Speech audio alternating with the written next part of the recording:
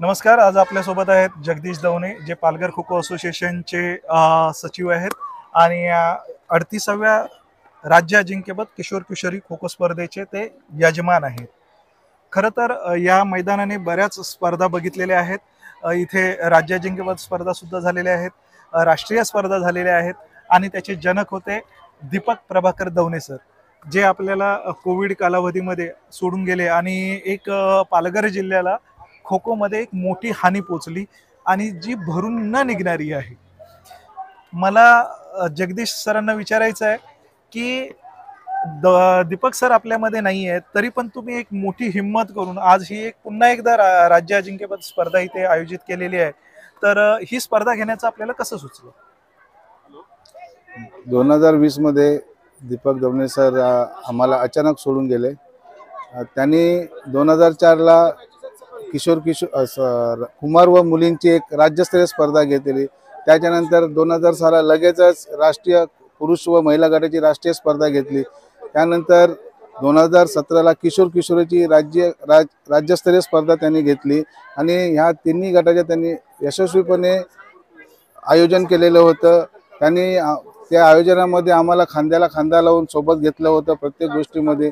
त्या गोष्टीचा अनुभव तर आम्हाला आहेच आणि तो आयुष्यभर राहणार आहे, कारण की त्यांनी आम्हाला ह्या क्षेत्रात एवढं मोठं केलेलं आहे की त्याचे आम्ही ऋण असं फेडू शकत नाही. परंतु सर गेल्यानंतर मला कुठेतरी असं जाणवत होतं की आज सर नाही आहेत, परंतु ह्या पालघर जिल्ह्यात, या चिंचणी परिसरात आणि महाराष्ट्रात सरांचं नाव राहिलं पाहिजे, ज्यांनी ह्या क्षेत्रामध्ये आम्हाला खूप मोठं केलेलं आहे. म्हणून आम्ही आमचे पालघर जिल्ह्याचे सर्व सहकारी, चेतक क्रीडा मंडळाचे सहकारी, आम्ही सर्व मिळून असं ठरवलं की सरांच्या स्मरणार्थ आपण एक स्पर्धा घेतली पाहिजे, जेणेकरून महाराष्ट्रात सरांचं नाव अजरामर राहिलं पाहिजे. कारण की त्यांनी ज्या खो खोसाठी आम्हाला निर्माण केला, जे हे स्टेज प्लॅटफॉर्म जो तयार करून दिलेला आहे, त्यांनी तो विसरणं आम्हाला अशक्य आहे. बरोबर आहे. खरं तर दीपक सर जे होते त्यांनी खो खोची जी ओळख आहे पालघर पासून जवळजवळ महाराष्ट्राच्या शेवटच्या डहाणू आणि महाराष्ट्राच्या टोकापर्यंत, गुजरातच्या सीमेपर्यंत आज खो खो रुजवला, पसरवला आणि एक पालघर जिल्ह्याला, खरं तर पूर्वीचा जो ठाणे जिल्हा होता, ठाणे जिल्ह्याला आणि त्यानंतर निर्माण झालेल्या पालघर जिल्ह्याला सुद्धा एक खो खोमध्ये चांगली ओळख निर्माण करून दिली. आज ही जी स्पर्धा आयोजित केलेली आहे ह्याच्यामध्ये जवळजवळ 48 संघ सहभागी झालेले आहेत आणि हे 48 संघ सहभागी झालेले असताना यांची भोजन व्यवस्था आहे, निवास व्यवस्था आहे, वेळेवर स्पर्धा सुरू करणं आहे आणि हे छोट्या छोट्या बऱ्याच गोष्टी आहेत. हे करताना आपण कसं काय ते समर्थपणे पेललेलं आहे? हे सर्व ज्या गोष्टी आम्ही केला, खेळाडू केंद्रबिंदू मानून लहान गटाच्या स्पर्धा असल्या कारणाने त्यांना भोजनाची व्यवस्था व्यवस्थित झाली पाहिजे. आम्हाला अमूल मिल्कने जे विनामूल्य दूध दिलेलं आहे लहान मुलांसाठी, खरं तर मी त्या अमूल कंपनीचा एक आभार मानतो.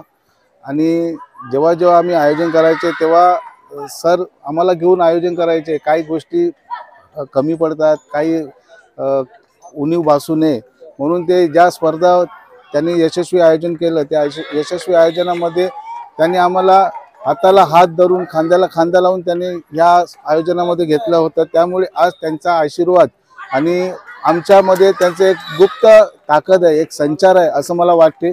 त्याच्यामुळे आम्ही ते हे प्रयत्न केले.